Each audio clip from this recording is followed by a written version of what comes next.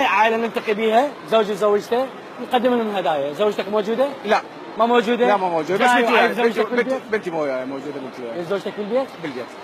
او اريدك تقول لي تعبر عن حياتك الزوجيه بكلمه واحده. ايش تصفها انت؟ كلمة واحدة، السعادة. السعادة. سعيد بحياتك الزوجيه؟ الحمد لله سعيد. شو تاخرت بالاجابه ليش؟ لا لا لا سعيد. سعيد؟ سعيد الحمد لله. اذا نقول كلمه واحده هي السعاده. السعادة موجوده؟ ان شاء الله. ان شاء الله يا رب يدوم. ان شاء الله. اكتب كلمه واحده تعبر عن حياتك مع زوجتك. مع زوجتك؟ مع زوجتك. هاي صعبة. زين قلت له اوصف لي حياتك مع زوجتك بكلمه واحده.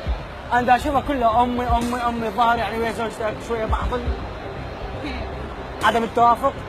اي نعم، عدم التوافق. ليش؟ هو هذا اللي خلاها ما تجي هنا الموت؟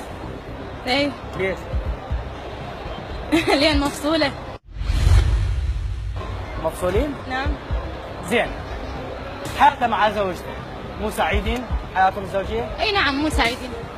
هو قال لي حياتي مع زوجتي اوصفها بالسعيده وجوابش غلط. طلعتوا منفصلين. تعلمني يا ابو مريم، تعلمني وانا نزلت من المخرج. احكي لي، اعترف لي. اي. اذا ما تبي تعترف مو مشكله، اعبرك. تبي تعترف لا لا؟ لا لا لا. ما تعترف؟ ارجع لمكانك تعال مريم. يعني ما يعترف مشاهدين.